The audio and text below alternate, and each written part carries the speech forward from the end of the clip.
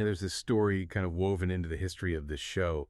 It's that tragic Greek tale about possessing knowledge but having no agency, truth without belief, a voice without authority.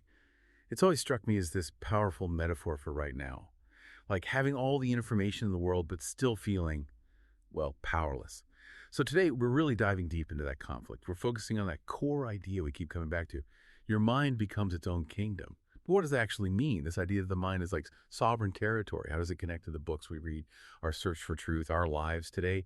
Feels huge. It is huge. And I'm here, as you know, as your voice of synthesis, ready to navigate this with you. That phrase, the mind becomes its own kingdom, it's really much more than just a nice metaphor. It's this assertion of, well, absolute internal sovereignty. It paints a picture of a realm inside you where you're both the ruler and the subject, a place where the lines blur between external reality and your internal landscape, your thoughts, your obsessions, your memories. They carry just as much weight, maybe even more, than the physical world outside. Okay, wow. That shifts things immediately, doesn't it? Yeah. We're not talking about the mind as just like a passive computer input-output. You're saying it's more like a generative space, almost geological. If thoughts are the active forces, how do they actually shape that internal kingdom? Well, the key is understanding that these internal processes are active. They're not just reacting to stuff. What's really fascinating is how the very act of thinking changes the thinker. Take memory, for instance. Memories aren't like these fixed files you just pull up. No. Every single time you recall something, you're editing it. You're resaving it with slight changes. Wait, hold on. So every time I think about, say, high school, I'm actively rewriting it. Is the monarch of my mind like constantly censoring its own history to make things look better? In a way, yeah. It's self-governance, right? And it goes beyond just memory. Think about fantasies, obsessions. They don't just stay put in your daydreams. They actually bleed out. They start to color your perception, change how you make decisions. That one idea, that driving obsession, it can be like a colonizing force. So it's not just sitting there. No, it actively restructures the whole political and physical geography of your mental kingdom. It can remake everything around itself. Right. So the mind stops just processing experience and starts actively building worlds. We've all felt that, haven't we? Where a single idea, maybe a fear or a goal or even paranoia, just starts to grow, to metastasize until it becomes this entire personal cosmology. Suddenly your mental kingdom has its own laws, its own physics, all built on that one powerful thing. And that's why its generative nature is so critical. The mind creates these alternative realities that can feel just as solid, just as real as the physical world. And the more energy you pour into building that internal reality, the more it dictates how you act out there in the external world. That's the real power and maybe the danger of having your own kingdom. Okay, this is where it gets really crucial, I think. Connecting that immense power, that world-building capacity, to right now. To the modern context. We're living in this age of insane hyperconnectivity, right? Information overload, constant bombardment from notifications, news cycles, social media. It never stops. So if the mind is a kingdom, what happens when the walls are always under siege? That's the critical paradox, the duality of the modern kingdom. It's become both a refuge and a prison. On one hand, yes, it feels like the ultimate refuge. It's the one space where supposedly we have complete control. We can retreat from all the noise, rule our inner world. But that hyperconnectivity you mentioned means that sovereignty is just incredibly fragile, doesn't it? Exactly. Precisely. Because it's also the space that's most vulnerable to invasion now. We think we're safe inside our own heads, but the truth is, the mind is the new front line. It's information warfare territory.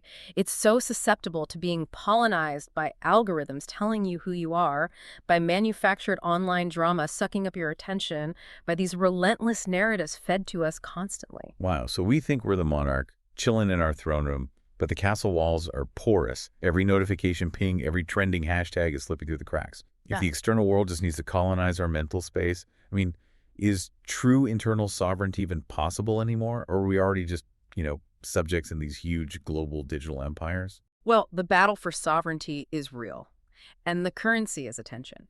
The vulnerability, the real danger, lies in the fact that the very architecture of your kingdom, your worldview, your sense of self, it can be hacked. It can be rewired without any physical force. The outside world doesn't need to storm the gates if it can just convince your citizens your own thoughts to defect.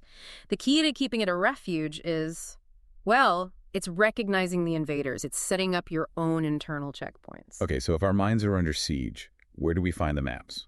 Where are the battle reports? Which kinds of contemporary books are doing the best job exploring this internal conflict right now? Oh, contemporary literature is absolutely fascinated with this idea of interior sovereignty and how fragile it is. Yeah. We've actually identified several distinct categories where this mind as kingdom idea is really central, where authors are mapping the architecture of consciousness under stress. Well, let's map them out. Where do we start? Maybe the most obvious one? Psychological thrillers. That feels like the treacherous geography category. Exactly. Perfect place to start. Authors like Gillian Flynn, Paula Hawkins, Ruth Ware, they build entire stories where the protagonist's mind isn't just the window we look through, it is the territory we have to explore. You often get these unreliable narrators who are basically monarchs ruling over a crumbling, maybe self-deluded kingdom. The whole tension for you, the reader, comes from trying to navigate this mental space without any guarantee of objective truth. Yeah, you're completely lost in someone else's head, right? Yeah. Trying desperately to figure out what's real, what's paranoia, what's the actual capital city versus some forgotten outpost of delusion. Then you've got speculative fiction. This is where the metaphor often becomes much more literal. Think about N.K. Jemisin's work, or maybe narratives influenced by films like Inception.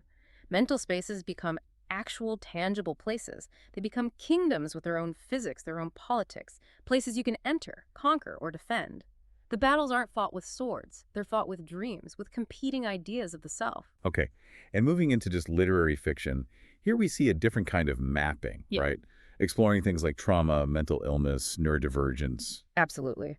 Here, characters often exist in mental kingdoms that just operate by completely different rules than, consensus reality. Think of someone like Atessa Moshfegh and her narrators.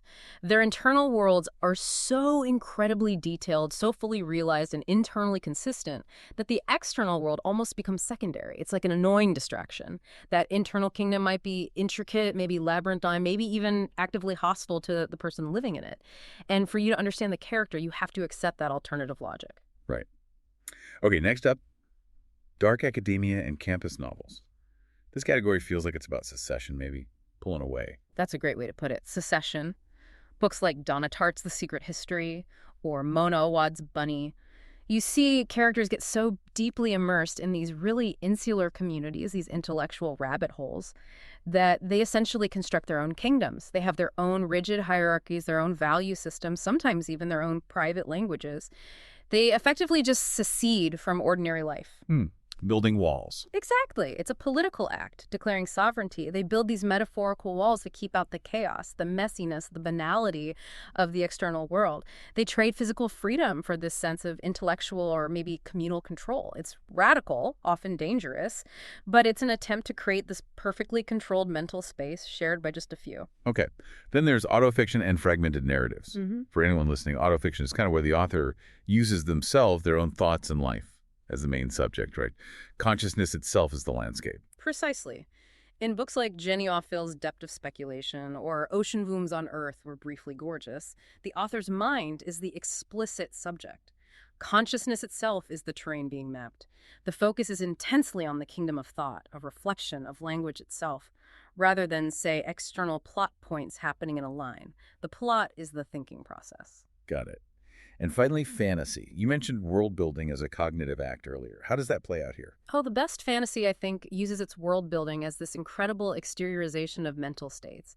Look at Susanna Clarke's Piranesi or Aaron Morgenstern's The Starless Sea. These incredibly elaborate fictional worlds. They're really manifestations of internal states.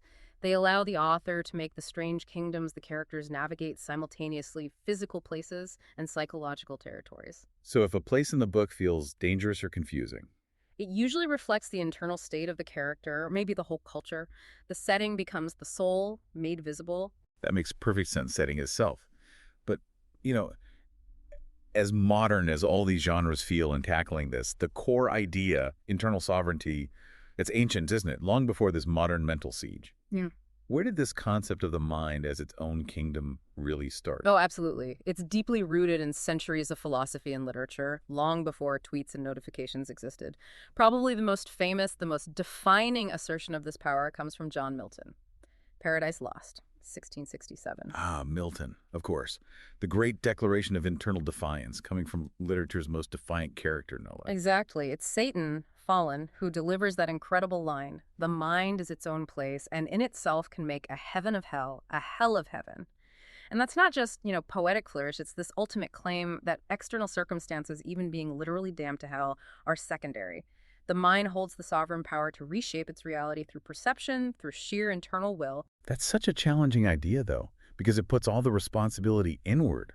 And Shakespeare was wrestling with this even earlier, wasn't he, in Hamlet?